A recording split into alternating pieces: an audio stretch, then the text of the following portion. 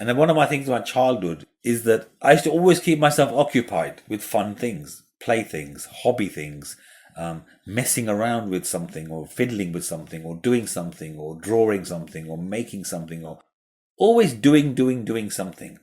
Go in the garden and dig a hole and grow a plant, or make a wall to make a rockery or something, or always doing something creative, always busy. And I was a very optimistic, positive child. I took everything on a positive note.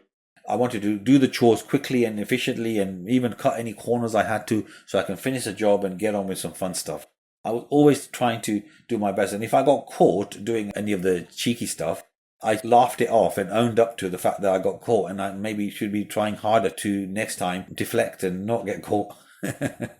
It wasn't like, because it was small things. They weren't really bad things. They were just like me trying to cut a corner by, not doing a job completely or doing it, leaving a bit, or just something small that I tried to cut the corner and I didn't get away with.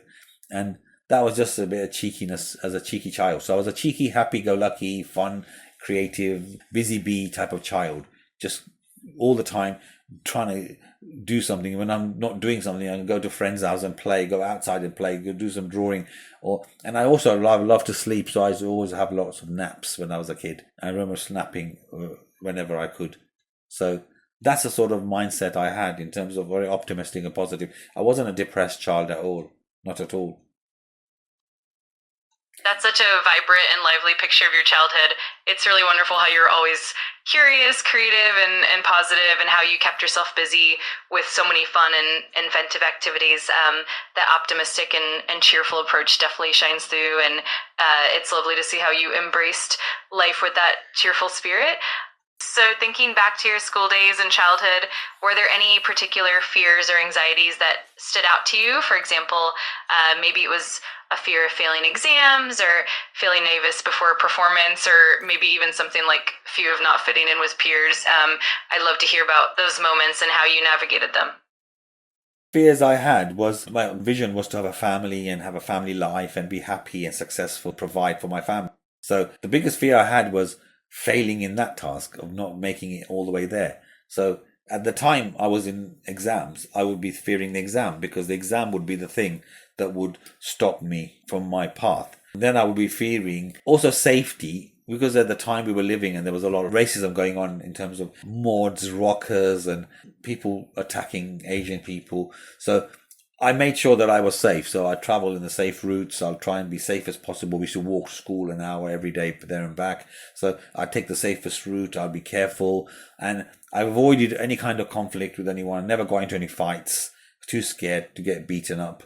One time I was in the playground and I kicked the ball into the face of one of the hardest boys in the school, which was the one that's not school bully, but the one that everyone feared. And kicked the ball into his face, and he came and punched me straight in the face, and I just took it because I knew that there was no way winning this. I was never going to win ever.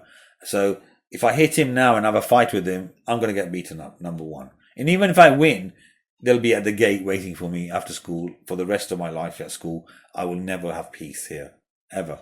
So in a way, I saw in me something that moment that I was sensible enough to know that even though I could beat this boy up, I could fight with him and beat him up.